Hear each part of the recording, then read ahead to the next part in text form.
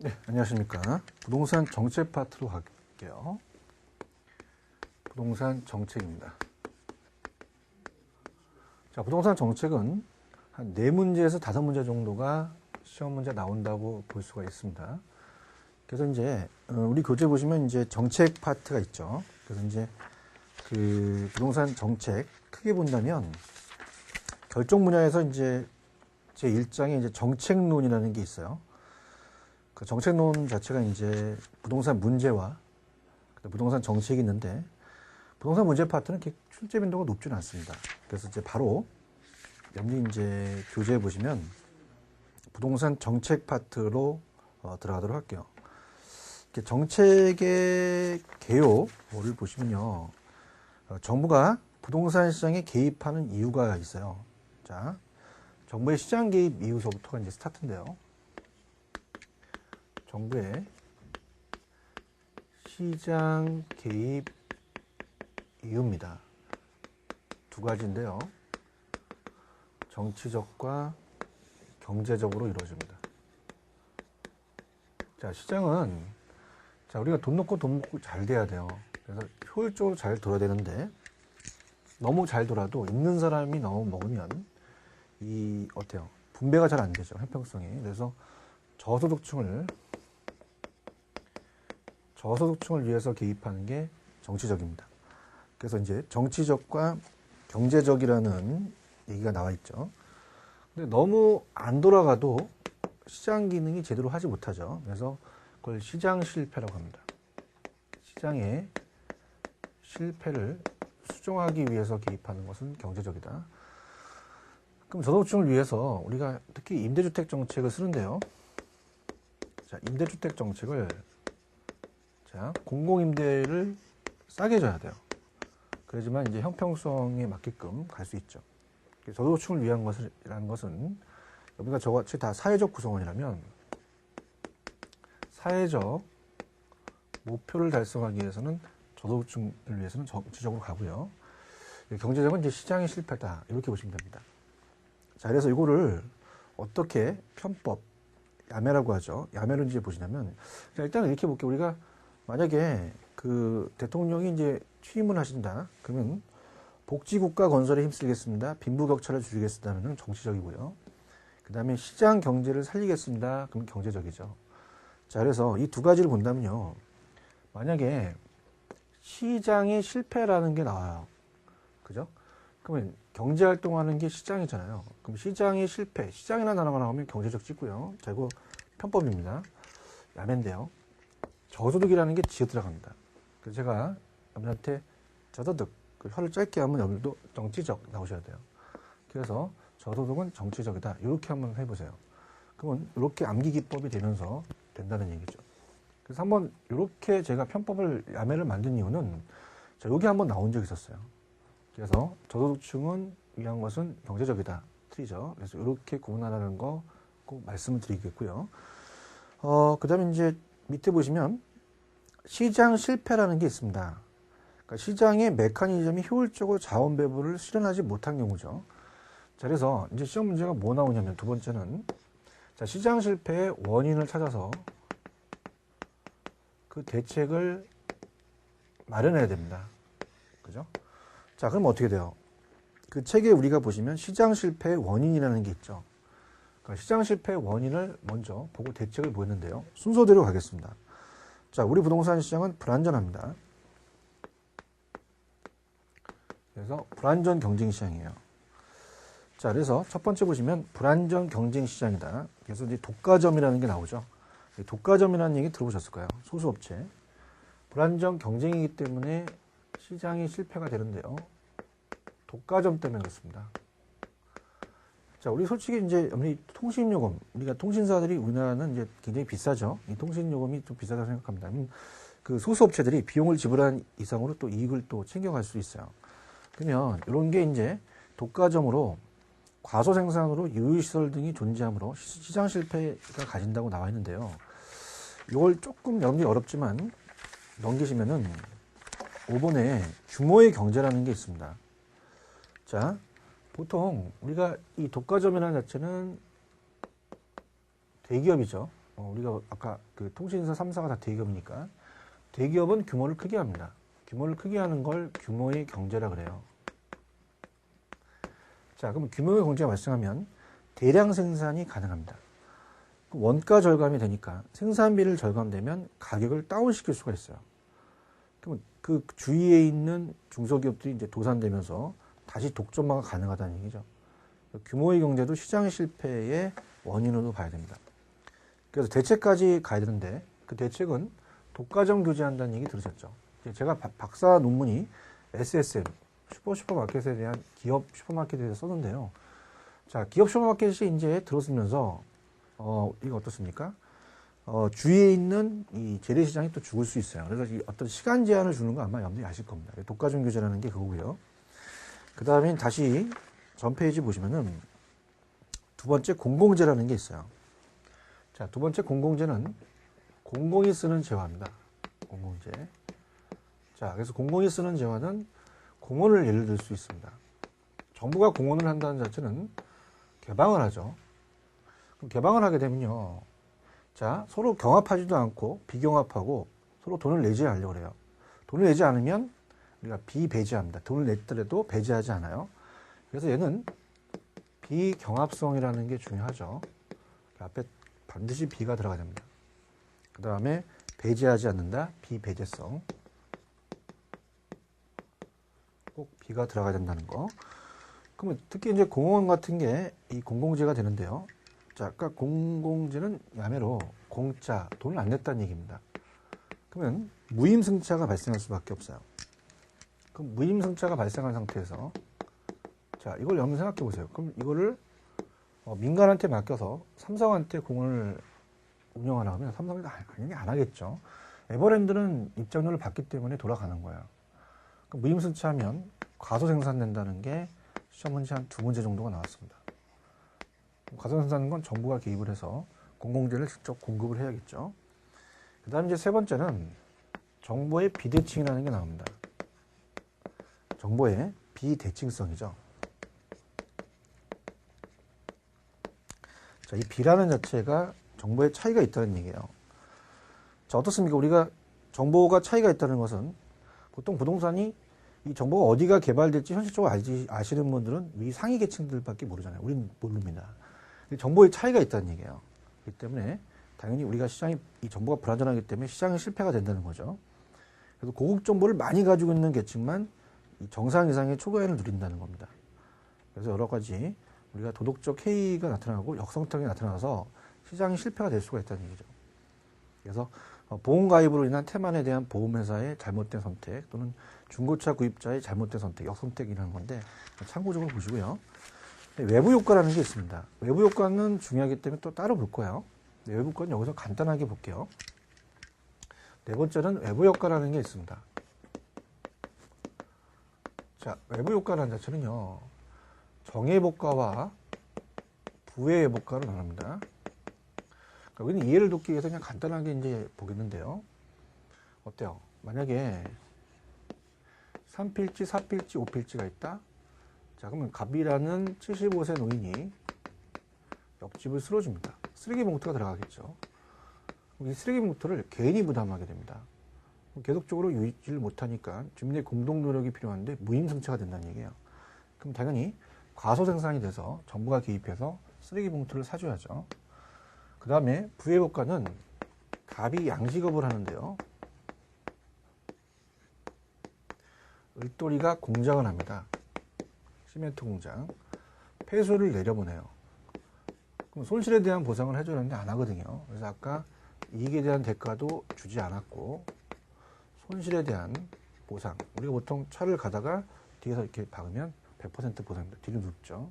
보상을 해주는 거는 시장의 원리인데 이건 보상을 안 해줘요. 정부가 공장한테 환경오염 부담을 부과시키죠. 그러니까 이게 시장에 맡겨놓으면 잘 안 돌아간다는 얘기예요. 그래서 외부 효과도 다른 사람에게 이제 거래 당사자가 아니라 이제 제3자에게 의도하지 않았다. 이익에 대한 대가, 손실에 대한 보상을 안 해준 거죠. 그래서 그 존재가 하게 되면 이제 뭐 여러 가지 사적 편익과 사회적 편익이 달라지면서 사회적 입장에서 보면 자원배분 왜곡이 발생할 수밖에 없다는 건데 외부 효과는 중요하기 때문에 나중에 또 제가 따로 또 말씀을 드릴 겁니다. 자, 그래서 이 시장 개입의 이유라는 정책적인 기능이 중요하다고 보고요.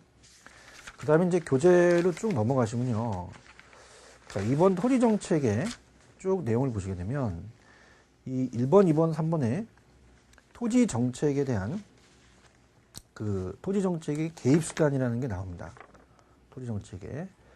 그래서 이제 토지 정책의 개입 수단이 직접적 개입, 그다음에 간접적 개입, 토지 이용 규제라는 게 나오는데요. 자, 그 전에 자, 우리가 이제 그 나중에 그 10분으로 이제 우리가 정도로 보는 요약 강의에 나와 있는 게 외부 효과라는 게 나와요. 그래서 어차피 지금 외부 효과가 들어가 있기 때문에 여러분들이 교재를 보시게 되면 어때요? 시장 실패에 있어서 우리가 원인하고 그 대책을 봤죠. 외부 효과에 대한 문제가 있습니다. 나중에 이제 제가 요약식으로 우리가 다시 또 해드릴 거예요. 박스로서 정리를 하니까 그때 여러분들이 이제 다시 또 보시면 되는데요. 이 외부 효과 자체가 또 우리 시험 문제 나올 수가 있습니다. 그래서 외부 효과 자체를 다시 한번 정리를 해 드리는 게 굉장히 중요한데요. 외부 효과도 어때요? 지금 여기서 이제 봤을 때 외부 효과 자체가 시장 실패의 원인입니다. 자, 그러면 책에 좀 없지만 외부 효과라는 자체는요. 토지가 움직이지 못한다는 부동성과도 관련되고 토지 옆에 토지가 있다는 인접성과도 관련되기 때문에 생긴다고 앞쪽에서 배우셨어요. 자, 그럼 외부 효과라고 하는 것은 우리가 보통 소비보다는 생산 측면이 중요합니다. 자, 그러면서 이 외부 효과라는 자체는요. 시장의 외부를 얘기를 해요. 창밖의 외부를 얘기하는 게 아니라. 그러면 시장의 외부라는 것은 시장의 기구를 통하지 않았다는 얘기죠. 그럼 시장에 나가면 거래 당사자가 있습니다. 수요자가 있으면 공급자가 있고 매도자가 있으면 매수자가 있죠. 근데 지금 토지에 대한 이 옆에 있는 인접된 토지들은요. 제3자예요. 의도하지 않았거든요. 그렇다 보니까 가격 기구를 통하지도 않습니다. 그러니까 정부가 개입할 수밖에 없죠. 그러면 소비보다는 생산 측면이 잘 나옵니다. 그래서 정해볼까는 생산 측면에선 개인이 부담하는 비용이 사적 비용이고요. 사회가 부담하는 비용이 사회적 비용입니다. 당연히 쓰리봉투를 개인이 샀기 때문에 사적 비용이 많이 들어가요. 그럼 당연히 과소 생산하죠. 자, 편익은 사회적 편익이 큰데요. 편익 자체를 좀 물어보진 않습니다. 그래서 우리가 반대니까 과소 생산. 자, 공공재라는 자체가 과소 생산이잖아요. 이 공원이라는 자체가 정해복가입니다. 그러니까 정해복가가 과소 생산이 될 수밖에 없어요. 부해복가는요. 자, 생산이 있고 그 다음에 이제 사적 비용이 있고 사회적 비용이 있으면요. 자, 얘는 반대입니다, 여러분들. 자, 공해방지 시스템을 설치하는데 공해방지 시스템이 비쌉니다. 설치를 안 합니다. 그러면 시멘트 공장이 폐수를 내려보내면 양식업이 떼죽음이 되겠죠. 자, 그렇게 되면요. 어떻습니까? 여기에 대해서 우리가 정부가 환경오염 부담을 부과시키는 거죠. 그래서 왜 그러냐면은 사적 비용보다 사회적 비용이 많이 들기 때문에 이 과대 생산될 수 있어요. 과대 생산도 시장의 실패이기 때문에 정부가 개입해서 갈 수밖에 없다는 얘기죠. 그래서 이제 이런 식으로 이제 나와 있고요. 여기에 대한 그 정리는 지금 책에서 여러분들 보시게 되면요. 상당히 좀 어렵습니다. 하나하나 책을 설명해야 되니까. 그거는 이제 이론 강의에서 여러분들이 충분히 들으셨고, 이 외부 효과라는 자체를 나중에 강의를 요약 강의로 이제 박스로 제가 설명을 할 거예요. 그래서 그때 다시 한번 제가 말씀을 드리도록 하고요. 자, 그 대신 이제 요거 하나는 볼게요. 우리가 이제 부해복가에 보시면 그 대책하고 코스의 정리라는 게 있습니다. 그 다음 넘기시면 정부의 실패라는 게 있어요. 자, 그래서 이렇게 한번 이건 틀을 잡아볼게요. 우리가 시장의 기능이라는 게 있습니다. 그래서 편법으로 저번에 자고가 정량이 있었죠. 자원 배분은 돼요. 그래서 효율적인 자원 배분이 안 되는 것 뿐입니다. 우리가 항상 부동산도 자원 배분이 더 이윤이 쪽으로 배분되기 때문에 자원 배분은 돼. 돈 놓고 돈 먹기가 되는데 불안전하다 보니까 효율적 자원 배분은 어렵죠. 그럼 시장의 실패가 나타납니다. 그러면 정부가 개입할 수밖에 없어요. 근데 정부가 개입했는데 더 효율적인 자원 배분을 못하게 할 수 있어요. 자, 요거를 정부의 실패라고 얘기합니다. 그러니까 정부의 실패라는 것은 옛날에 어떻습니까? 옛날 정권에서 강남의 집값을 그렇게 떨어뜨리려고 여러 정책을 썼는데 강남의 집값이 또 올라갔잖아요. 정부의 개입으로 자원 배분이 전부 다 비효율적으로 된 게 정부의 실패라고 볼 수가 있습니다. 그래서 정부의 그 다음에 불완전한 지식과 정보, 그 다음에 규제 방법의 불완전성과 규제의 경직성, 뭐 이런 게 되겠죠. 그 다음에 이권 개입, 정치적 결정, 관료주의 병폐, 이런 것들이 됩니다. 그러니까 정부가 개입해도 더 안 좋아진다는 거죠. 자, 그럼 이렇게 보시면 돼요. 우리가 그렇다면은 아까 공장 폐수를 내려보내죠. 그러면 떼죽음이 됩니다.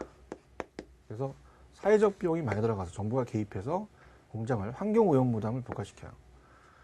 그러면 그렇게 되게 되면 규제에 의해서 우리가 환경오염 부담을 부과시키니까 시멘트 공급을 안 할 거예요. 그럼 시멘트 공급을 안 하니까 시멘트 가격이 원자재 가격이 올라갑니다. 그럼 주택 가격도 올라가고 임대료가 상승해서 더 정부의 실패가 나타날 수 있어요. 그래서 나온 학자가 코즈예요. 책에 보시면 코즈 정의라는 게 있습니다. 코오즈. 자, 코즈는 정부에 대한 개입을 부정합니다. 정부의 시장 개입을 부정하는 거죠. 개입하지 말라는 얘기예요. 그래서 우리가 요건 이제 좀 책에 있는 걸 보겠는데요. 피해를 받는 제3자한테 오염물질에 대한 환경에 대한 재산권을 분명하게 해서 어떻습니까? 이 환경에 대한 피해 보상 청구권을 줘요. 그럼 나중에 이제 오염물질 내려보내게 되면 지네들이 알아서 해결한다는 얘기죠. 사적 시장에 해결할 수가 있다. 이제 그렇게 정리를 해주시면 됩니다. 자, 그 다음에 용도 지역지구제라는 게 있어요. 그래서 이제 그거는 일단은 간단하게만 볼게요.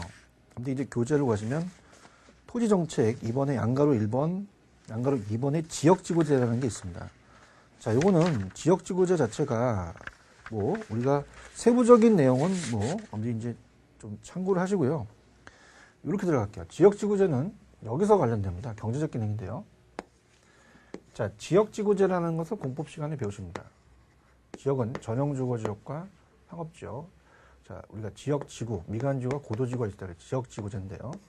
자, 지금 여기와 연결시킬게. 만약에 주택과 주택이 있는데 공장이 탁 있어요. 그럼 어울리지 않죠. 그럼 어울리지 않은 것을 어울리게 하는 걸 이 다음 시간에 제가 이 다음 파트에 토지 이용 규제라는 게 있습니다. 말씀을 드릴 텐데요. 자, 우리가 초등학교 앞에 오락실이나 모텔 그런 게 있으면 안 되잖아요. 그러면서 자, 지금 중요한 건 주거 전형제를 바꿨다는 것은 자, 주거지는 쾌적성이 중요하고 공장은 생산성이 중요합니다. 자, 그러면 어울리지 않는 걸 어울리게 했다는 것도 중요하지만 자, 이거는 부의 외복가가 돼요. 그래서 부의 외복가를 제거시킵니다. 그러면 공장을 없애고 주거 전형적으로 바꾼다는 얘기예요. 자, 그러면 이거는 시장의 실패를 수정하기 때문에 지역지구제를 실시하는 것도 하나의 경제적 기능으로 볼 수 있는 돼요. 그러면서 우리가 부의복가를 제거시켰다는 거 중요하고요. 토지 효율적을 이용합니다. 그다음 이 현세대 후세대 간의 이제 형평성을 또 달성됐다는 것은 나중에 요약 강의에서 해드리도록 하겠습니다. 자, 이렇게 해서 여러분들이 두 가지 정치적과 경제적이라는 기능을 꼭 여러분들이 살펴보시고요. 그 다음에 좀 전에 지역지구제 위에서 이제 보시게 되면은 자, 그렇다면 이제 뭘 공부하실 거냐면요. 토지정책의 개입수단입니다. 토지정책의 개입이 직접 개입, 간접 개입, 그 다음에 토지 이용 규제라는 게 있어요. 그래서 여기를 이제 정리를 좀 할 텐데요. 그래서 이제 원래는 토지정책 수단에 대해서 직접과 간접이라는 게 있고 토지 이용 규제가 있는데요. 자, 보통은 이제 주택정책과 더불어 직접 개입과 간접 개입이라는 게 시험 문제 잘 나옵니다. 그 두 가지 위주로 여러분들이 좀 공부를 해 주셔야 됩니다. 그래서 이제 직접적 개입과 간접적 개입으로 나오기 때문에 우리가 나중에 제가 책에는 토지 정책의 수단으로 되어 있는데요. 전반적으로 이제 나중에 요약에 대한 마지막 강의에 제가 제목을 일단 책에는 이렇게 되어 있어요. 우리가 동그라미 3번 토지 정책의 어떤 개입 수단이라고 되어 있습니다. 그래서 맞는 표현이신데요. 일단 뭐 우리가 시험 문제 직접과 간접이 토지만 나온 게 아니라 주택 정책도 나온 적이 있었어요. 그래서 제가 나중에 이제 그 요약을 나중에 보여드리면 시장 개입 방법이라고 이제 저는 그 내용을 이제 보여드릴 거예요. 그 정책의 수단입니다. 그래서 토지 정책의 개입 수단이 될 수 있지만 주택도 같이 보니까 그렇게 해서 제가 이제 보여드릴 텐데 좀 전에 여러분들이 어때요? 지역지구제라는 걸 했었잖아요. 그래서 첫 번째 이제 토지 이용 규제라는 게 있습니다. 그 토지 이용 규제는 자 예를 들어서 만약에 주거 공장이 탁 있다. 그럼 어울리지 않는 걸 어울리게 해서 주거 전용조로 바꿨습니다. 그럼 어울리지 않는 것을 어울리게 하는 게 토지 이용 규제거든요. 그래서 우리가 지역지구제가 대표적입니다. 지역지구제. 자, 그래서 지역지구제 대표적이기 때문에 토지 이용 규제 방법으로 사회적 바람직한 방향을 유도합니다. 법적으로. 그래서 이제 어떻습니까? 우리가 이제 그 책에 우리가 보시면 개별적 토지 이용 행위를 사회적으로 바람직한 방향을 유도하기 위해 법률적 행정적 수단을 얘기를 해요. 그래서 우리가 좀 전에 배웠던 지역지구라든지 여러 가지 뭐 건축 규제, 각종 인허가 이런 것들이 토지 이용 규제에 들어갑니다. 그래서 이제 토지 이용 규제는 바람직하지 못한 외부 효과, 부외 효과를 방지시키는 역할을 한다고 말씀을 드렸죠. 자, 이렇게 보시고요. 그다음에 이제 출제 빈도가 높은 게 이제 토지 이용 규제라는 것은 자, 토지 수용을 하지 않았어요. 그 토지의 수용을 안 했기 때문에 토지의 소유권을 변동시키지 않았습니다. 자, 그런데 자, 우리가 직접 개입과 간접적 개입이 있어요. 직접적 개입이라고 합니다. 그럼 책에 보시면 직접 개입이라는 것은요, 정부가 직접 개입을 합니다. 그래서 공적 주체로서 직접 뛰어들어요. 그래서 시장에 참여를 하는 거죠. 그래서 수요자와 공급자 역할을 합니다. 그래서 이 책에 보시면 이제 정부나 공공기관이 토지시장의 수요자 공급자로 직접 개입한다고 나와 있어요. 자, 대표적인 게 이제 공영개발입니다. 공영개발이 잘 나오는데요. 공영개발은 이제 신도시 개발을 얘기를 해요. 자, 우리가 이제 지금은 LH공사인데 옛날에 이제 토지공사였죠. 그래서 이제 LH공사에서 토지를 전량 개인의 갑돌입 땅을 수용합니다. 토지 전량을 매입하죠. 그래서 우리가 사업을 시행해서 택지 개발해서 부지를 분양해서 공급자한테 팝니다. 그럼 수요자 역할을 한 게요. 개인의 땅을 수용했죠. 토지 수용한다는 얘기 많이 들어보셨을 거예요. 그래서 나중에 또 건설회사한테 또 공급을 하죠. 그럼 수요자와 공급자 역할을 했으니까 당연히 직접적 개입이 됩니다. 그래서 공영개발이 가장 출제 빈도가 높고요. 그 다음에 이제 도시재개발이라는 얘기 들어보셨을 거예요. 공법에 나오죠. 그 다음에 어떻습니까? 거기 보시면 이제 토지구획 정리사업이라는 건데, 자, 토지구획 정리사업은 제가 건설회사 다닐 때만 해도 토지구획 정리사업이었는데 법이 바뀌면서 도시개발사업으로 바뀌었죠. 그러니까 갑돌이 땅을 토지를 구획해 줍니다. 정부가 대지로서 이용성을 극대화시키죠. 뭐 보류주가 있긴 한데 자, 정부가 개발 비용을 땅으로 충당해요. 채비자라고 아마 공법 시간에 배울 겁니다. 그러면 이만큼에 대한 것만 환지하거든요. 그래서 이건 환지 방식이 되면서 이것도 하나의 우리가 직접적 개입으로 볼 수가 있습니다. 그 다음에 이제 토지은행제도라는 게 다음 정책에 제가 요약에 넣었는데요. 정책 2에 토지은행은 토지를 은행에 맡기는 게 아니라 토지를 비축해 놓은 겁니다. 토지 비축 제도라고 시험제 나왔어요. LH공사가 있다고 했죠. LH공사가 시행되고 있는데 보통 앞에가 공공이라는 글씨를 반드시 넣어줬었어요. 토지은행은 간단하게 장단점이라는 건 다음에 이제 정책 2에서 제가 말씀을 드리는데요. 자, 토지은행은 개발 토지가 아니라 미개발 토지를 매수해서 비축했다가 다시 토지개발업자 수요자한테 분양을 합니다. 그러니까 당연히 얘도 수요자와 공급자 역할을 한 거죠. 나중에 더 정리를 하겠지만은 미개발, 미성수지죠. 장단점이 있다는 건 나중에 보여드리도록 하겠고요. 그 다음에 토지은행 다음에 공용수용이라는 게 있어요.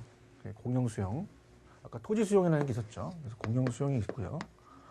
그 다음에 이제 공공이라는 게 들어갑니다. 공공토지보유, 그 다음에 공공자유보유, 공공임대보유, 이런 게 이제 우리가 여기는 안 나와 있는데요. 공공토지를 자유보유한다. 그럼 직접 국공유를 갖고 있을 수도 있고 남한테 빌려줄 수 있어요.